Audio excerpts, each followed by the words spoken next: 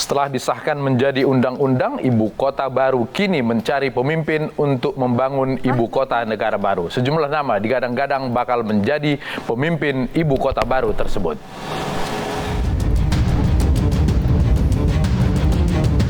Polemik ibu kota baru terus berlanjut. Mulai dari proses pengesahan yang terburu-buru, nama Nusantara, biaya, hingga jadwal tahapan pemindahan.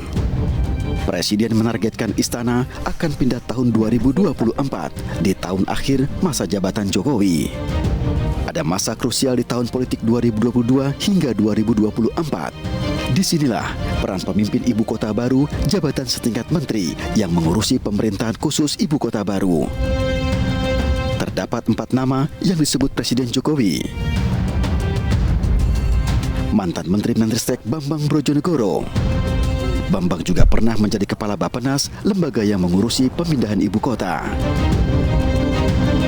Lalu ada Azwar Anas, Bupati Banyuwangi 2 periode yang baru mengakhiri masa tugas.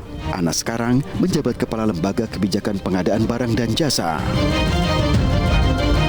Tumiana banyak menghabiskan karir di BUMN Karya dan Konstruksi.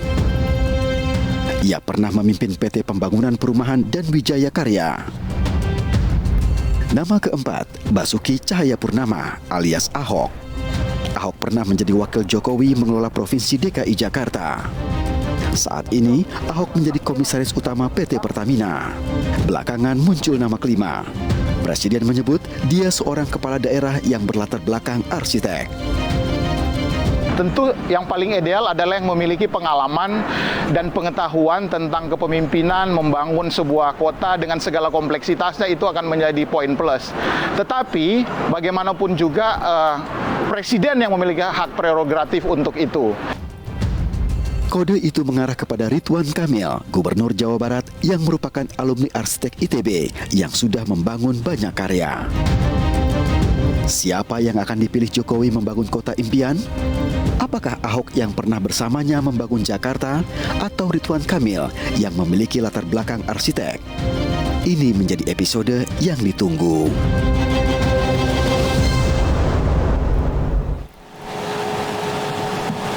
Kita langsung bergabung dengan tenaga ahli utama KSP, Ahli Bokhtar Ngabalin, dan Direktur Eksekutif Indonesia Political Review, Ujang Komarudin. Assalamualaikum, Bang Ali, Kang Ujang. Ya, waalaikumsalam. Assalamualaikum, Kang Ujang. Waalaikumsalam warahmatullahi wabarakatuh. Bang Latif, Bang Ngabalin, salam takdim. Saya ke Bang Ali dulu.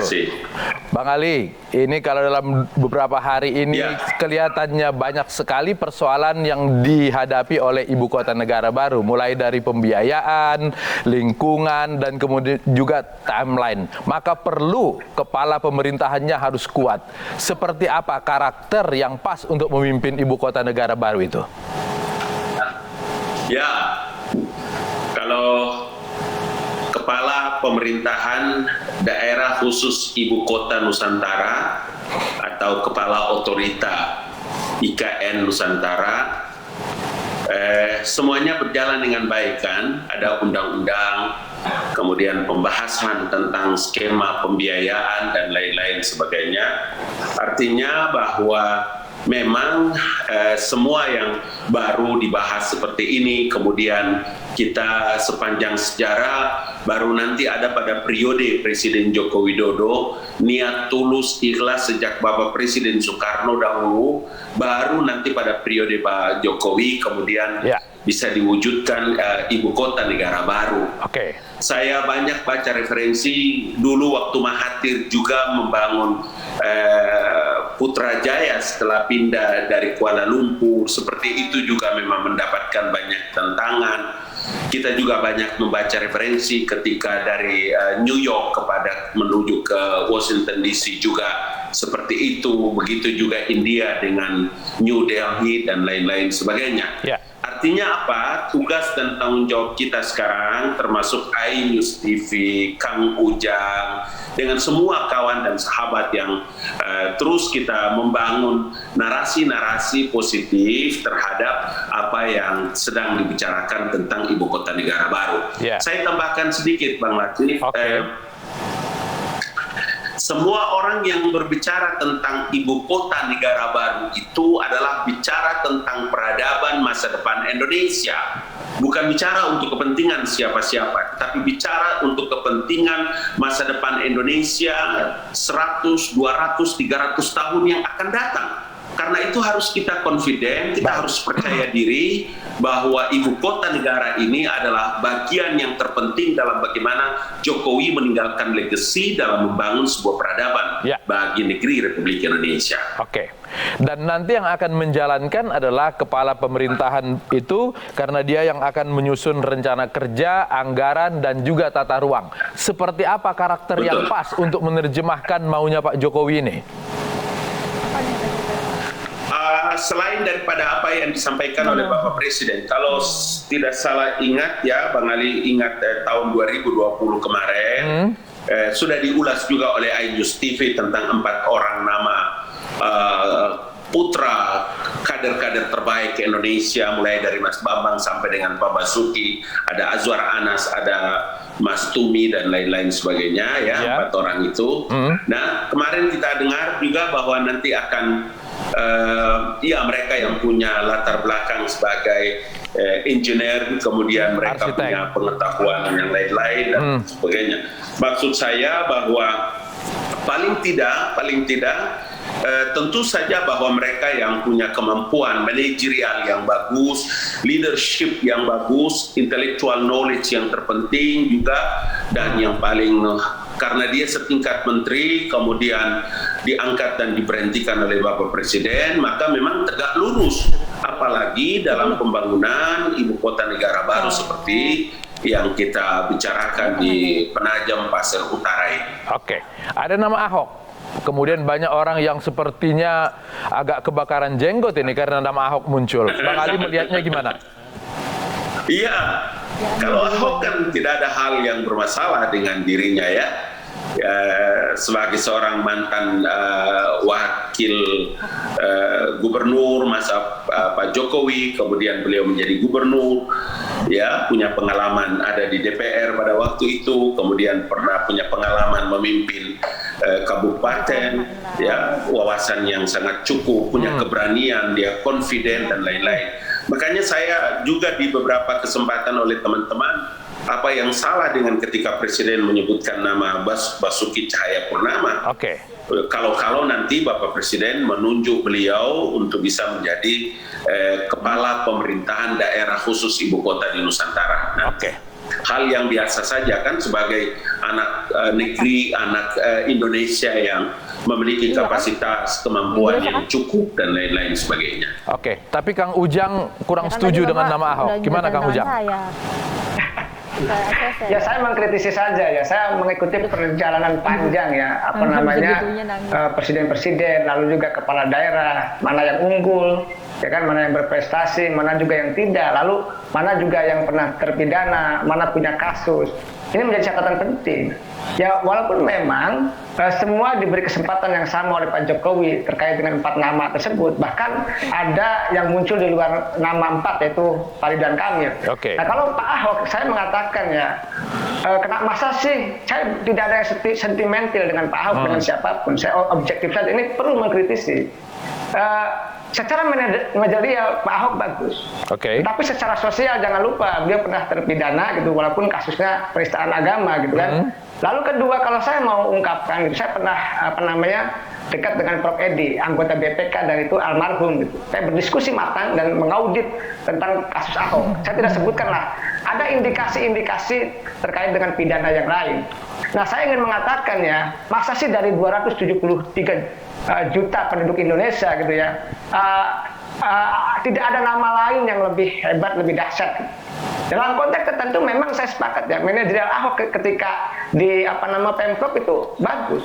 Tetapi secara sosial jangan lupa banyak penolakan dari sana sini. Dan saya katakan saya bukanlah salah satu yang kebakaran jenggot itu, tidak. Tetapi saya ingin menempatkan gitu bahwa saya juga punya data yang saya bisa pertanggungjawabkan untuk bisa disampaikan. Agar sebanding gitu ya. Yang dikatakan Bang Ali senior saya, Bang Ali Ngabalin itu ya benar. Tapi yang dikatakan oleh saya juga insya Allah mengandung nilai-nilai kebenaran. Makanya saya sampaikan di forum Indus TV ini begitu. Baik, gimana Bang Ali? Katanya kurang pas karena pernah berkasus dan menjadi terpidana.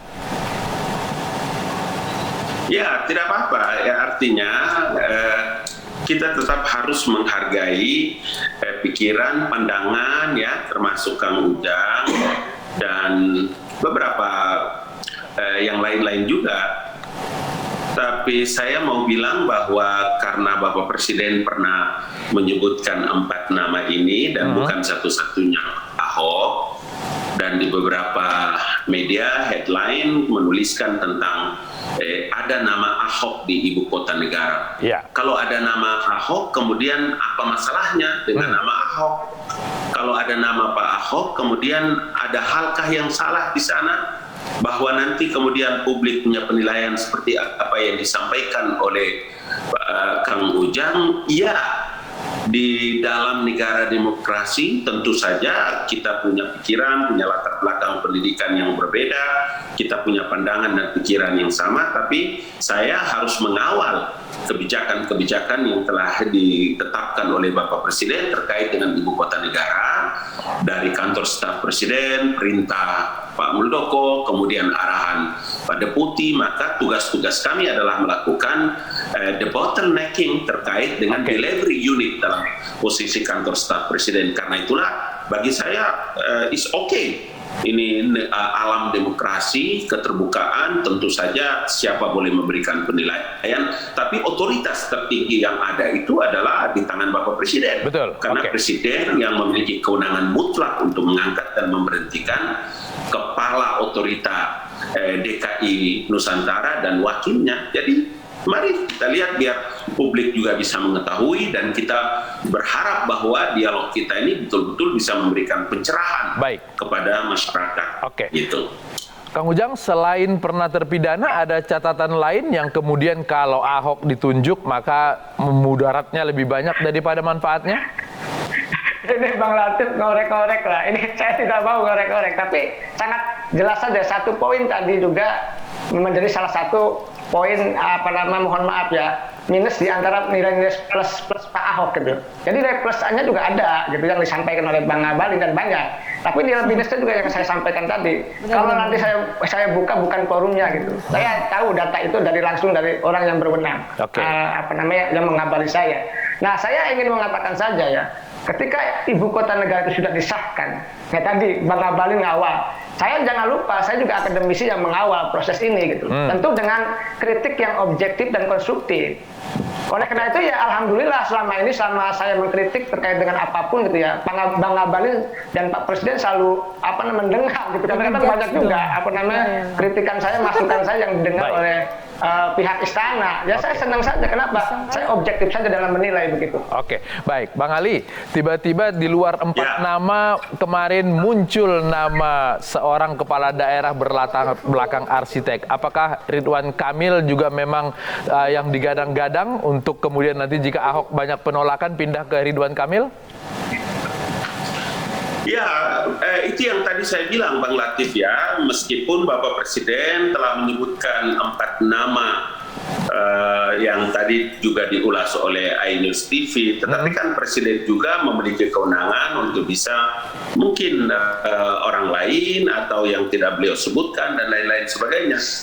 Karena sekali lagi saya mau katakan bahwa ketika orang bertanya tentang ada Ahok di ibu kota negara, maka memang saya mau bilang bahwa perjalanan ini juga akan tentu saja ada tim yang nanti akan menyeleksi untuk menyampaikan kepada Bapak Presiden, dan Bapak Presiden memutuskan siapa yang beliau angkat. Dan makanya saya juga bilang bahwa ketika orang memperdebatkan tentang nama Ahok, ya ini orang ini bukan kasus merampok, bukan kasus mencuri, bukan kasus korupsi, bukan kasus, ini kasus politik. Yang memang kita sungguh-sungguh harus lebih jujur dan lebih terbuka supaya kita tidak boleh menzalimi orang dengan hak-hak politiknya. Oke, baik. Bahwa nanti kalau satu saat Bapak Presiden memilih Ahok ya. Kalau saja saya mau bilang, tidak ada hal yang perlu harus menjadi persoalan besar bagi negara demokrasi yang kita menjunjung tinggi moderasi beragama, terbuka, dan hak-hak setiap individu anak bangsa terhadap kapasitas dan kapabilitas yang dimilikinya. Oke, sepertinya Kang Ujang tidak mau membuka di sini. Nanti mungkin habis ini bisa langsung berhubungan dengan Bang Ali untuk menyampaikan data-data supaya menjadi kesimpulan yang pas nanti ya. Silakan. Baik, Bang Ali, Kang Ujang, terima kasih. Assalamualaikum. Waalaikumsalam warahmatullahi wabarakatuh. Usai ditegur partainya, Arteria Dahlan akhirnya meminta maaf. Ainus Prime kembali saat lagi.